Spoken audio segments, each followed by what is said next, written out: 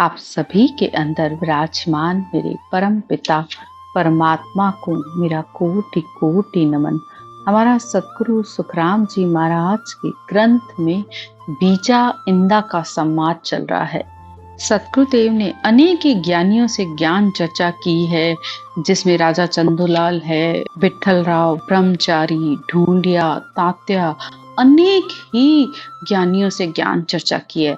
और आज की ज्ञान चर्चा वो बीजा इंदा से कर रहे हैं। ये सारी ज्ञान चर्चा 5 तत्वों पर आधारित है। ये सारी सृष्टि 5 तत्वों की बनी हुई, ये मनुष्य शरीर 5 तत्वों का बना हुआ, दोनों एक दूसरे के बिना जिंदा नहीं रह सकते।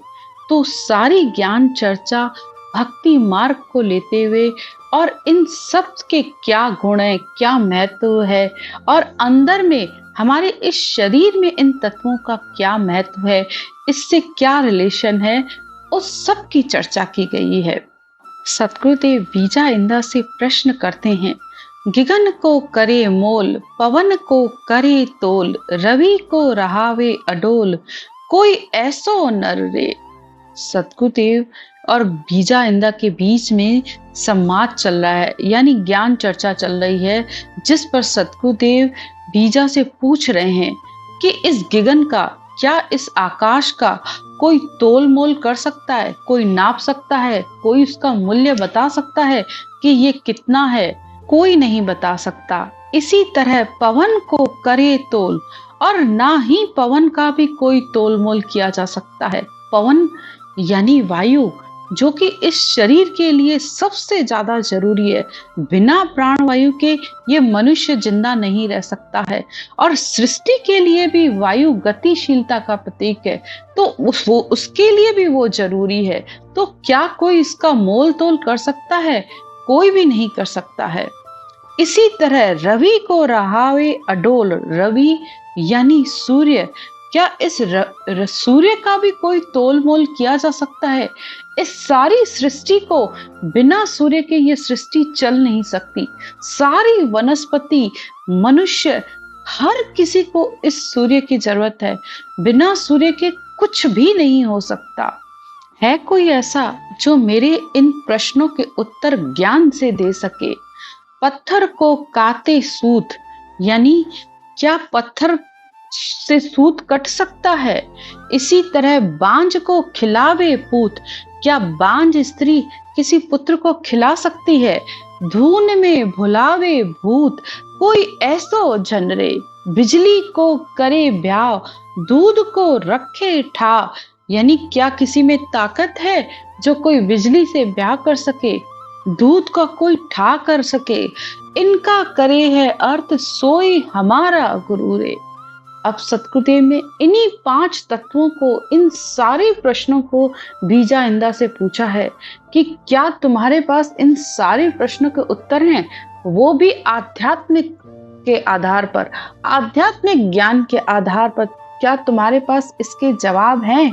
लेकिन बीजा इंदा को इन सवालों के जवाब नहीं आते हैं। फिर सतगुरुदेव ने उसे ज्ञान से एक एक प्रश्न का उत्तर समझाया है। सबसे पहले तो गगन को अमोल मोल, गगन का कोई मोल तोल नहीं है, किया ही नहीं जा सकता। अनंत आकाश है, किसमें इतनी ताकत है जो इस आकाश को नाप सके? इस ज्ञान चर्चा में आप ध्यान दीजिएगा, बहुत छोटा सा संवाद है, लेकिन इसमें जो प्रश्न किए गए वो बहुत महत्वपूर्ण है। वो सारी प्रकृति से रिलेटेड है, इन 5 तत्वों से रिलेटेड हैं। तो इन 5 तत्वों के गुण भी क्या है, आप इस बात को भी समझिए।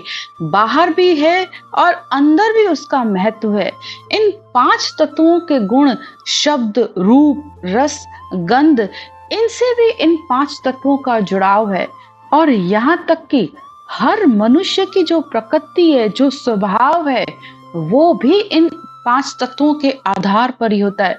किसी के अंदर वायु तत्व अधिक होता है तो किसी के अंदर तेज तत्व अधिक होगा। तो आप देखो, उस मनुष्य को क्रोध बहुत ज्यादा आता होगा। तो किसी के अंदर वायु तत्व ज्यादा होता है वो एक जगह जैसे हवा नहीं ठहरती, ऐसे ही वो मनुष्य भी एक जगह ठहर नहीं सकता, यानी उसके अंदर स्थिरता ही नहीं होगी। और इसी तरह किसी के अंदर पृथ्वी तत्व होगा तो उसके अंदर ठहराव होगा, स्थिरता होगी।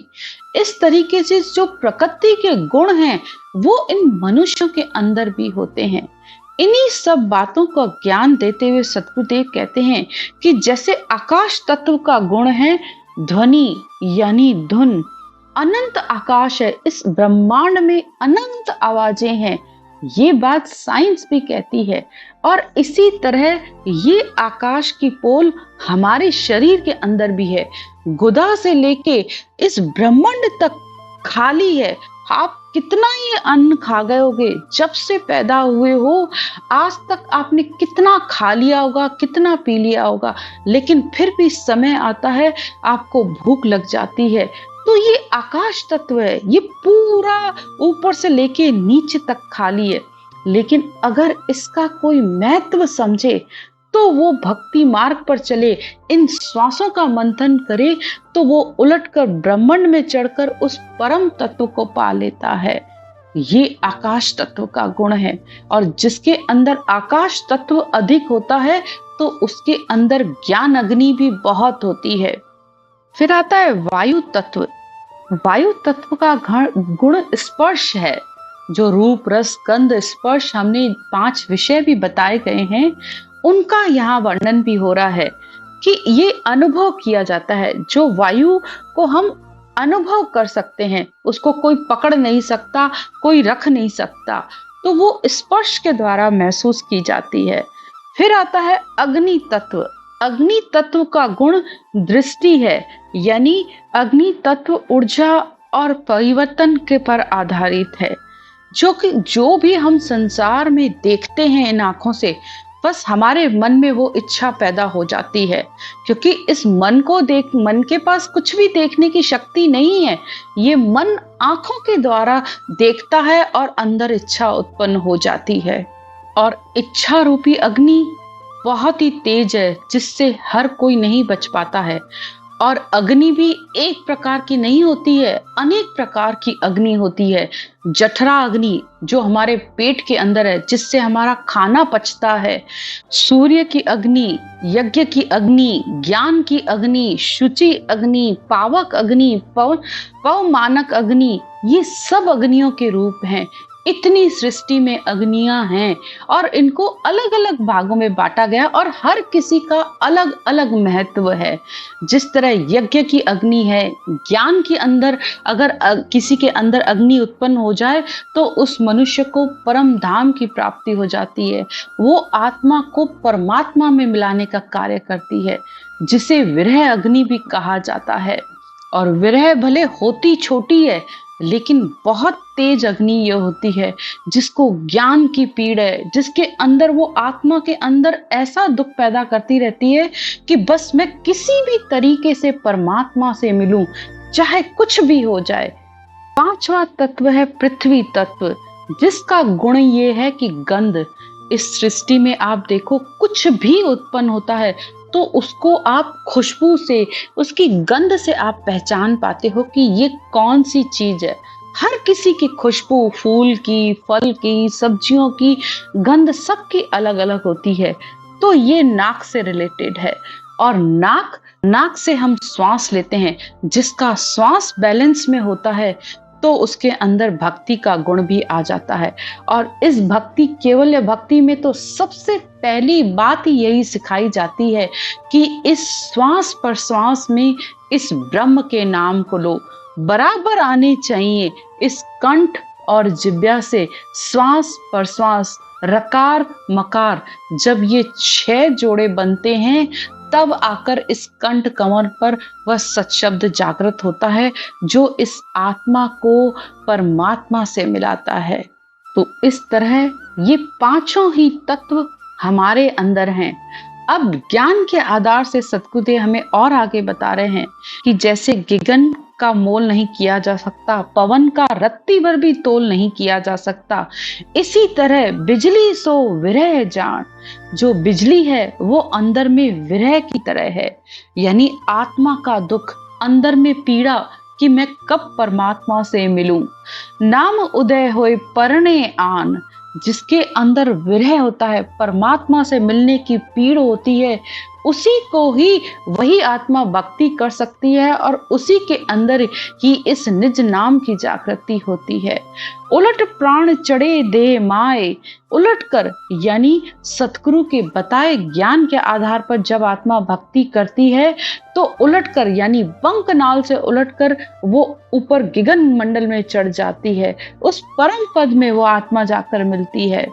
सूरज रथ जब थूम्यो जाए, सूरज यानी ईड़ा पिंगला सुखड़मा नाड़ी, तीनों नाड़ियां आकर जब एक जगह पर मिलती हैं तब सुखमणा की धार भजन होता है। यानी बिना सिमरन बिना नाम जप के भी ये धुन अखंड बजती रहती है। लेकिन ये होगा कब? दिल पत्थर भजन होए सूत सोही कते जोए, जब दिल पत्थर के समान हो जाए, यानी संसार में कितना ही सुख आए कितना ही दुख आए लेकिन वो न अपना रटना छोड़ता है न अपना सुमरन भजन छोड़ता है, तब ये मन और इच्छा कंट्रोल में होते हैं। आगे सतगुरुदेव कहते हैं सूत सोही कते जोए, सूत यानी नियम। सतगुरुदेव ने सूत पर पूरा एक अंग बना दिया है कि नियम से बैठकर, जो नियम से प्रेम से बैठकर भजन करते हैं तो उसके अंदर आकर वो परमात्मा इस शब्द ब्रह्म के रूप में प्रकट होता है। आगे कहते हैं पांच भूत ये ध्येय थाए, यानी ये पांच भूत, ये पांचों ही तत्व की ये ध्येय बनी हुई है। नाड़ नाड़ सो बल आए, बल यहाँ शब्द को कहा गया है और कल रटना को कहा जाता है। जब रटना की फौज आगे होगी तब ये शब्द आता है। तो सबसे पहले श्वास प्रश्वास ये ज्ञान की फौज है, यानी ज्ञान आपको ये पता होना चाहिए कि इस राम के नाम को कैसे लेना है, उसका क्या भेद है, क्या विधि है, ये ज्ञान की फौज है श्वास उश्वास। और रटना करना नाम की फौज है, यानी इतनी जोरदार रटना होनी चाहिए कि पूरा शरीर 10 मिनट में पूरा शरीर हिल जाता है। ऐसे नहीं कि मन कहीं जा रहा है, अंदर विचार कहीं हो रहे हैं और शरीर से तुम रटना कर रहे हो और फिर कहते हो कि मुझे आनंद नहीं आ रहा है, मैं इतने सालों से भक्ति कर रहा हूं लेकिन मुझे शब्द की समझ ही नहीं है। बैठकर पृथ्वी के समान धीरज धैर्य बैठकर स्थिरता से सुमरन और भजन करो, और जब भी मन न लगे आंखें खोल के जोरदार सिमरन करो तो तुम्हारा मन भी इधर उधर नहीं भटकेगा, क्योंकि इस मन को आदत पड़ी हुई है हर समय बाहर देखने की। तो बाहर से भले आपकी आंखें खुली हो लेकिन ध्यान इन श्वासों पर लगाते हुए भजन और सिमरन करिए। और अगर शब्द समझ में आ गया है तो फिर अपना पूरा ध्यान इस शब्द पर रखिए, इस धुन पर रखिए और फिर रटना कीजिए।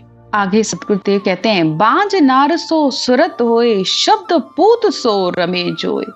ऊपर प्रश्न पूछा था कि क्या बांझ स्त्री को कभी पुत्र हो सकता है। यहाँ बांझ स्त्री कौन है? सुरता यानी आत्मा, जो हमेशा अकेली है, विरहनी है। जब तक इस आत्मा को पति नहीं मिलता है तो वो पूत कैसे खिला सकती है। यहाँ पे उन्होंने शब्द को भी पुत्र कह दिया है। तो जो आत्मा लगन से बैठकर श्वास प्रश्वास में रटना करती है तो उसके अंदर शब्द रूपी पति आ जाता है, तो ये आत्मा बांझ होने से बच जाती है। संसार में वो इस पुत्र को बैठ के झूले में झूलती रहती है। जैसे बाहर झूला झूलता है ना, ऐसे ही जब शब्द ऊपर गगन मंडल पर गड़नाता रहता है तो पूरा शरीर हिलता रहता है, जैसे कोई झूले में झूला जाता है। जिसके लिए कबीर साहब ने भी कहा है गगन मंडल हिंडोलो डालो रे हेली, बिन रसनी बिन डोर। कि गगन मंडल में वो एक ऐसा आनंद है, ऐसा झूला है जिसकी धुन को सुनकर वो आत्मा नीचे मस्त होती रहती है और ऐसे हिलती रहती है जैसे झूले का आनंद आता है, जो बिना किसी रस्सी के बिना किसी डोर के है। ऐसा आनंद आत्मा को आता रहता है। जब आत्मा को ऐसे आनंद की प्राप्ति होती है तब वो अगम घर में पहुंचती है। आगम घर जहां जाए प्राण दधी को मत। तो अगम घर में वो कैसे पहुंची? जब उसने इन प्राणों में यानी इन श्वासों में मंथन किया। सो थुवे आण ये अर्थ आको सो होई। तब वो आत्मा परमात्मा में मिल जाएगी। तब आत्मा उस परम धाम में मिलकर, ये आत्मा परमात्मा का अंश है, उसमें मिलकर एक हो जाएगी। उस आत्मा का जन्म मरण खत्म होगा। अब सतगुरुदेव बीजा से कहते हैं कि हे बीजा, ये बात कहने से समझ में नहीं आती। किया सो सुख आवे नाय, जाए शब्द उल्टे जोए, सब अर्थ आपार खा होए। कि अगर किसी से कहो ये तो विश्वास नहीं आता है, जब तक कि वो खुद बैठ के इन श्वासों में बैठ के उस राम के नाम को नहीं लेता है। संतों कया पत नहीं आवे। तो कहने से विश्वास नहीं आता है। बहुत से लोग बस एक ही बात पूछते रहते हैं, जब ऊपर पहुंचेंगे तो क्या होता है, उसका आनंद क्या होता है, उसका अनुभव क्या होता है, ये बताने में है ही नहीं। जब वहां पहुंचोगे तो खुद अनुभव करो, क्योंकि बताने से तो फिर तुम अपनी कल्पनाओं में खोए रहोगे, फिर कोई इमेजिन करने लग जाओगे। तो इसलिए पूछो नहीं, चलो। जब चलोगे और वहां पहुंचोगे तो तुम्हें वो सहज में ही उन सब का अनुभव होता रहेगा। आगे सतगुरुदेव कहते हैं, सुखराम दास ये अर्थ रे, चौड़े किया बजाए, सतगुरु मिल्या पाए ये, सुन बीजा तन माय। सुन बीजा तन माय आप में ता दिन आवे, सतगुरु संत ताए के चरना जावे। अब सतगुरुदेव कहते हैं कि हे इंदा, मैं तुझे चौड़े बजाकर कह रहा हूं कि जब सच्चे संत मिलते हैं, केवली भगवंत मिलते हैं, उनका केवल ज्ञान मिलता है, तब ये तन के अंदर ये सारे चैन होते हैं, ये सारे अनुभव होते हैं। और गुरु 10 लाख करे, गरज सरे नहीं कोय, सुखराम दास ये अर्थ रे, चौड़े किया बजाए। तो सतगुरुदेव कहते हैं कि 10 लाख गुरु कर लो तब भी गरज सरने वाली नहीं है, यानी इस आत्मा का कार्य होने वाला नहीं है।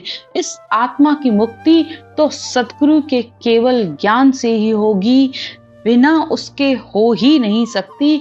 ये मैं तुम्हें चौड़े बता रहा हूं, खुलकर ये सारी बात तुम्हें बता रहा हूं और दावे से कह रहा हूं कि बिना श्वास पर श्वास के, बिना इस ररा ममा के, यानी बिना इस राम के नाम के कंठ और जिब्या से लेने पर ही वो सच शब्द आता है। जैसे कृष्ण के आने पर सारे ताले खुल जाते हैं, ऐसे ही जब ये सच शब्द आता है तो ये सारे 6 आगे के कवल, 3 पीठ के, 3 सिर के, सारे चक्रों को, सारे तालों को खोल कर ये आत्मा को अपने साथ गगन मंडल में ले जाता है और अपने साथ जहां से आया है वहीं आत्मा को अपने साथ ले जाता है। तो इस तरह सतगुरुदेव ने हमें सारी ज्ञान चर्चा बताई, इस शब्द की भी, इस 5 तत्वों की भी और उसका शरीर से भी संबंध बताया। इति श्री बीजा इंदा का संवाद संपूर्ण।